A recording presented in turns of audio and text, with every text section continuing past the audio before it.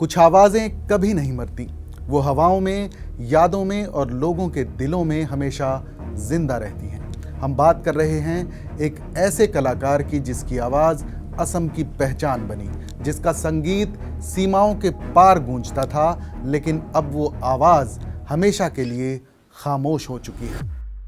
जी हाँ, जुबिन गर्ग की मौत को 1 महीना बीत चुका है, लेकिन सवाल अब भी जिंदा है। आखिर उस दिन हुआ क्या था जब भारत का ये म्यूजिकल लीजेंड सिंगापुर में स्विमिंग करते हुए डूब गया। नमस्कार, आदाब, मैं हूं फरीद अली और आप देख रहे हैं क्लियर कट। आज बात करेंगे उस सवाल की जो न सिर्फ असम बल्कि पूरे देश के दिल में है। जुबिन गर्ग की मौत का सच क्या है?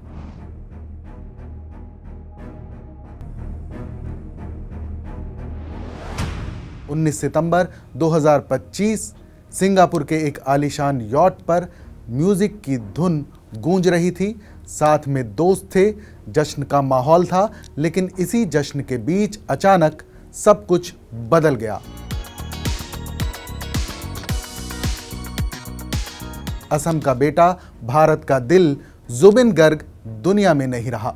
रिपोर्ट्स के मुताबिक वो बिना लाइफ जैकेट के स्विमिंग करने गए और वहीं डूब गए। लेकिन क्या यह सिर्फ एक हादसा था या फिर कुछ छुपाया जा रहा है? हिंदुस्तान टाइम्स की रिपोर्ट के मुताबिक जुबिन गर्ग 19 सितंबर को सिंगापुर में नॉर्थ ईस्ट इंडिया फेस्टिवल में परफॉर्म करने वाले थे। एक दिन पहले यानी 18 सितंबर को वो कुछ दोस्तों और आयोजकों के साथ एक यॉट पर पार्टी में गए। रात करीब 9 बजे उन्होंने स्विमिंग जाने की बात कही। कहा जा रहा है कि उस वक्त उन्होंने लाइफ जैकेट नहीं पहनी थी। टाइम्स ऑफ इंडिया की एक रिपोर्ट में कुछ गवाहों के हवाले से लिखा गया है कि उस शाम वो बहुत खुश थे, म्यूजिक और हंसी मजाक चल रहा था, लेकिन कुछ ही मिनटों में सब कुछ शांत हो गया। कुछ ही मिनटों बाद जब वो नजर नहीं आए तो लोगों ने उनकी खोज शुरू की। करीब 10 मिनट बाद उनका शव पानी में मिला। लेकिन अब सवाल यह है कि इतने लोगों के बीच एक स्टार की मौत कैसे अनदेखी रह गई? जुबिन गर्ग की पत्नी गरिमा साइकिया गर्ग ने टाइम्स ऑफ इंडिया से कहा कि मैं जानना चाहती हूं कि उस दिन असल में क्या हुआ था। मैं सब्र से इंतजार कर रही हूं, लेकिन अभी सच सामने नहीं आया है। गरिमा ने कहा कि 21 दिन बीत गए, लेकिन अब तक किसी ने सच्चाई नहीं बताई। उन्होंने साफ कहा कि ये मामला राजनीति से ऊपर है और गवाहों को सामने आना चाहिए। इससे पहले गरिमा ने एक बयान में कहा था कि हमने अपना दिल, असम का दिल खो दिया है। जो भी उस दिन वहां था सच बोले। जुबिन गर्ग की पत्नी की इस अपील ने पूरे असम को झकझोर दिया। लोगों ने सोशल मीडिया पर जस्टिस फॉर जुबिन ट्रेंड शुरू किया और सरकार पर दबाव बढ़ा। जुबिन गर्ग की मौत की जांच के सिलसिले में कई लोगों को गिरफ्तार किया जा चुका है और उनसे पूछताछ की गई है। असम सीआईडी ने इसे culpable homicide not amounting to murder यानी लापरवाही से मौत का मामला बताया है। इस केस में गिरफ्तार लोगों में शामिल हैं सिद्धार्थ शर्मा, जुबिन गर्ग के मैनेजर, श्याम कानू महंता, सिंगापुर में नॉर्थ ईस्ट इंडिया फेस्टिवल के चीफ ऑर्गेनाइजर जहां जुबिन गर्ग की मौत हुई, संदीपन गर्ग, असम पुलिस के डीएसपी और जुबिन के कजिन जो घटना के समय मौके पर ही मौजूद थे, शेखर ज्योति गोस्वामी, जुबिन के बैंडमेट, अमृता प्रभा महंता, जुबिन की को सिंगर, नंदेश्वर बोरा, जुबिन के पर्सनल सिक्योरिटी ऑफिसर यानी पीएसओ में से एक, प्रवीण वैश्य नाम के एक दूसरे पीएसओ की गिरफ्तारी की भी जानकारी सामने आई है। मैनेजर और ऑर्गेनाइजर्स में से गिरफ्तारी की बात करें तो सिद्धार्थ शर्मा और महंता को 1 अक्टूबर 2025 को अरेस्ट किया गया था और उन पर गैर इरादतन हत्या, क्रिमिनल साजिश और लापरवाही से मौत का आरोप लगाया गया था। बाद में उन पर मर्डर का आरोप लगाया गया और उन्हें पुलिस कस्टडी में भेज दिया गया। कजन और दूसरे आरोपियों की बात करें तो संदीपन गर्ग को सीआईडी ने गहरी पूछताछ के बाद अरेस्ट किया। वो बैंडमेट गोस्वामी और को सिंगर महंता के साथ शुरुआती 5 अरेस्ट ग्रुप का हिस्सा थे। पर्सनल सिक्योरिटी ऑफिसर्स की गिरफ्तारी की बात करें तो बोरा और वैश्य को उनके बैंक अकाउंट में बिना किसी जानकारी के फाइनेंशियल ट्रांजैक्शन मिलने के बाद अरेस्ट किया गया।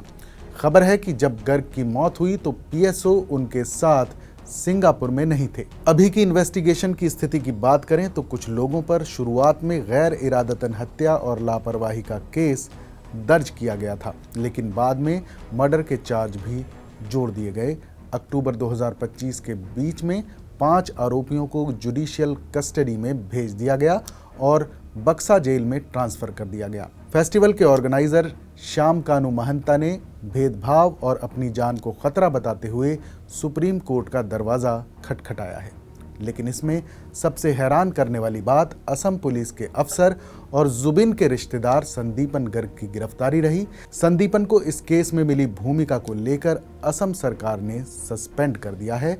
अब सवाल ये है कि क्या किसी लापरवाही ने भारत के इस म्यूजिकल हीरो की जान ले ली या कहानी में कोई और परत छुपी हुई है।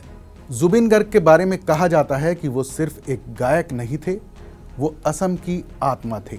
या अली रहम वाली, या अली यार पे कुर्बान है सभी, ये मेरा भी फेवरेट गाना है। इसके अलावा कांटे फिल्म का रामा रे, प्यार के साइड इफेक्ट फिल्म का जाने क्या और क्रिश फिल्म के दिल तू ही बता जैसे गीतों को अमर बनाने वाली आवाज़ सिर्फ गानों तक सीमित नहीं रही, बल्कि वो असम की पहचान बन गई।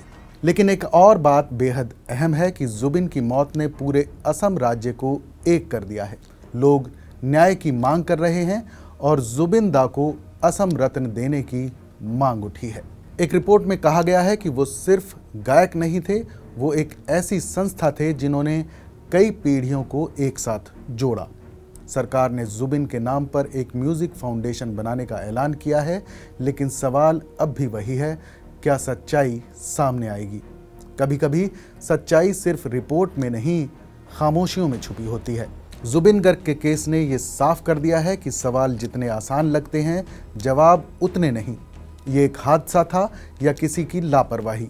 और अगर गवाह सच नहीं बोलेंगे तो क्या कभी पता चल पाएगा कि उस रात यॉट पर आखिर हुआ क्या था? जुबिन अब नहीं है, लेकिन उनकी आवाज़ अब भी गूंजती है असम की हवाओं में, उसके संगीत में और उन लाखों दिलों में जो आज भी बस एक जवाब का इंतज़ार कर रहे हैं। क्लियर कट में फ़िलहाल बस इतना ही। इस पर आपकी क्या राय है हमें कमेंट करके ज़रूर बताइएगा, क्योंकि आपकी आवाज़ ही बदलाव की शुरुआत है। फिर मिलेंगे एक और नई कहानी, नए मुद्दे के साथ। तब तक देश और दुनिया की तमाम बड़ी खबरों के लिए देखते रहिए TV9 डिजिटल।